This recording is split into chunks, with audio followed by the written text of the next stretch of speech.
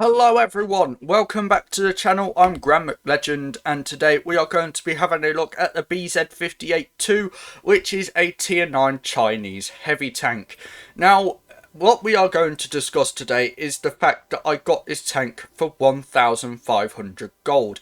And in the auction, it was 20,000 gold, which is a fifth of 100k. And well, I got this out of a mystery draw, believe it or not. I got this out of the mystery draw a few weeks ago, and it is definitely worth the price. I got it for 1.5k gold for a tier 9 Chinese heavy tank, especially this one is a very nice addition to my garage. And I just wanted to discuss basically how, the fact that I really enjoy this vehicle and it's really nice to play, and just why this tank is really nice for me to play, if that makes sense. So we are just going to have a look at the stats and see what this tank is like. So 2,100 hit points, you do have 250mm of turret armor and 110 on your hull. Not going to bounce much on the hull because, well, you have a massive lower plate, but the turret is actually really strong on this tank because it is definitely rounded and the mantlet pretty much covers the front. The hatches can be penned, however, do keep that in mind.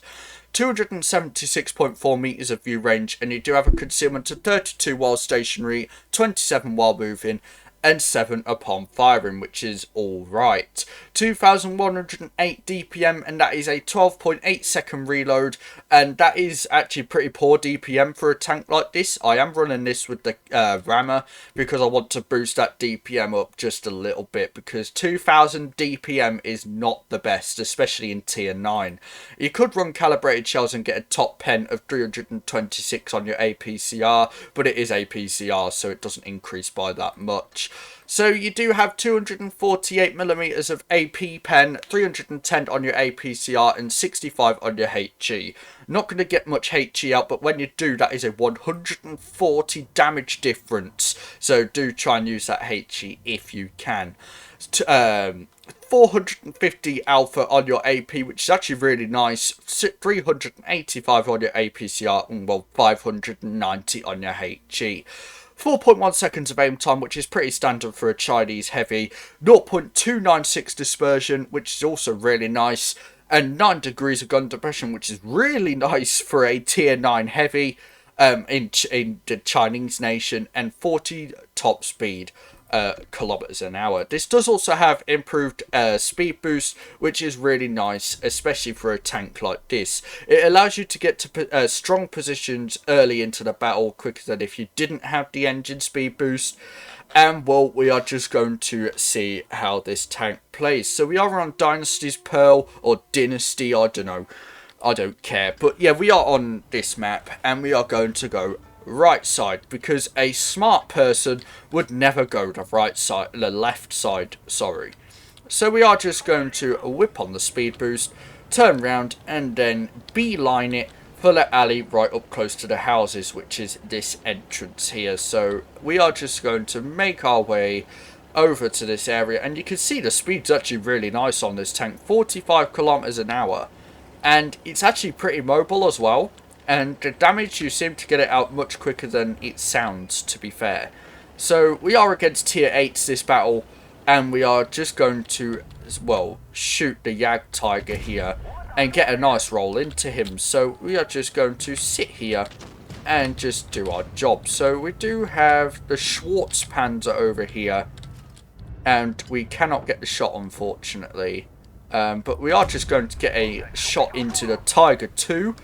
It's a bit weird that I wasn't able to pen his turret with the AP, but that might be because he was going a bit hull down, I guess you could say. So we are just going to get a nice shot into you. That is very nice. That is actually very nice. Glad we got that shot, actually.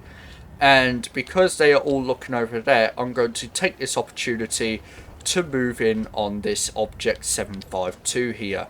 So we are just going to sit on top of this hill, get a pretty stupid miss onto that 752 there, and we are just going to move forward. Like, this tank is really good for going up front, especially with the armor it's got, and the ship tech or Shrek tank, whatever you want to call it. I call it the Shrek tank usually.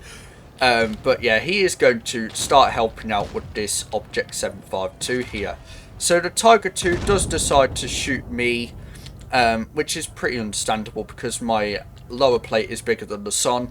And, well, we are just going to test the side-scraping capabilities of this tank. And we do manage to get a nice shot into that Tiger 2, to be honest. So we are just going to sit here. And I'm not sure where their K91 has gone. So we do have the Yag Tiger pushing us.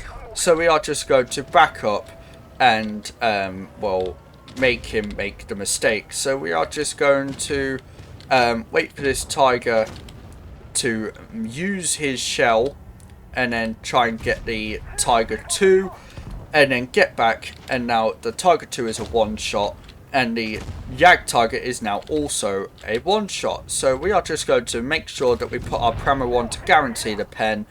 And then kill the Yag Tiger. So we are alone against a K91, a one-shot Tiger, and a Schwartz Panzer 58. So this is not looking good.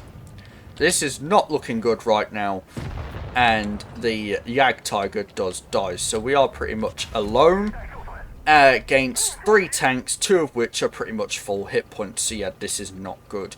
I'm hoping to clear the Tiger for XP, but yeah, with that we are going to do. So we are just going to switch to the Pramo, kill the Tiger, and then we do have the Schwartz Panzer and the K91 both onto us, and the Schwartz Panzer does bounce, but the K91 won't.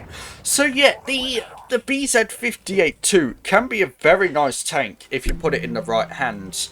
Obviously we're in a pretty shit position right there, but it can work. It can definitely work, and we did that 3.7k really easily. Like, if we have a look at the team, yeah, they did absolutely nothing, which is pretty standard if you ask me. That is just what Blitz for you. But we are just going to go into another game as usual, and we are now against tier 10. So we are going to see how well this tank can cope against tier 10 tanks. And to be fair, I don't think it will be that much of an issue. If we play this tank correctly, it will be fine. Because, well, this thing can go hull down pretty efficiently. And it will work out if the enemy team do not know what hatches are. Because you can see the hatch is pretty protruding on this tank. So we need to try and not get shot in those hatches. So we are going to use the engine speed boost and get across this crossing, hopefully before the tanks get there, and that is exactly what has happened. So we are just going to go hull down in this spot. We do get spotted on the rear, I believe, so we are just going to put on the Pramo.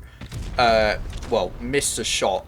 I didn't expect to pen that anyway, to be honest, and the 4005 just doesn't give 2 shits. So we are just going to sit here and get a shot onto the Batchat 25T. And he has now gone back into cover, obviously. And we do have the Object 752 sitting here. So we are just going to miss that shot as well. So you can see that the Chinese RNG is definitely acting up now.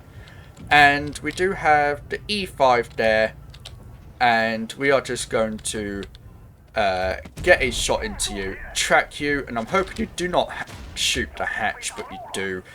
And now the 752 has decided to push. So we do get a bounce in return. We do get a bounce, which is good, but I'm going to get back because the Kronos is about to go and flank. So I'm just going to reverse all this way, hoping that the Emil can take some shots while I get back. And then I'll be able to try and get some... Wow, that was a really nice shot, to be honest. But yeah, we do get a nice shot into the Batchat. And I'm not sure what that if he's on the other side of the house, so we're fine. So I'm just going to sit here and wait until that Batchat is spotted. And he has now gone to help out against the 1-2-1. So what do we do here? I believe that E5 is looking away from me right now. So, yeah, he is. So we are just going to miss the shell. He did turn right at the last second, but we will be able to kill this E5 as he comes round the corner, which is really nice. Come on. Come around the corner. I know you're there. He'll come round any second now. And we'll be able to kill him. So the 752 is a one-shot. The Batchat is a two-shot. But he does get killed. So that is very nice indeed. So we are just going to... What the hell? Okay. That was a really annoying bounce. But we are just going to put on the adrenaline. And then gun block this guy. And then hope that he bounces. So... what we are going to do is just look at the mantlet and bounce again. So we could lose this now, actually. No, but the Hori has come to save the day. Okay, we are just going to do that. And then we are against a one-shot 752. So I'm hoping that this guy will let me take the kill. Because, well, it's... well, why not? Why would you steal the kill from me? You bounce, you shall. So we are just going to look at you and then kill you, and that is how you played the BZ-58-2. So it's a really nice tank. Like, I'm glad I got this tank for the price I got it at, 1.5k gold, when in the auction you could buy it for 20,000. So yeah, I'd say it's definitely a good tank that I've got. I mean, I really enjoy this tank, and it is probably one of my favourite tier 9s. In the game, actually, and I really do enjoy this tank. Some people might disagree, but of course that is just opinions, but I absolutely love this tank. And well, that is basically all I have to say on it, really. And well, it's really nice. I'm glad I got it at the price I got it for. And well, yeah, it is basically just a win-win scenario. So yeah, that is basically on the BZ-58-2. So if you haven't liked or subscribed to the channel already, do consider doing so, as it helps me out. And if you want to, well, type a comment down below and tell me what you'd like to see in future videos, and I'll see if I can do them. And if you also want to send me your replays, do go and send them to the email which is down below, and do go join my Discord server which is also linked down below. And that is basically it from me, so thank you all for watching, and I'll see you all in the next one. Bye bye.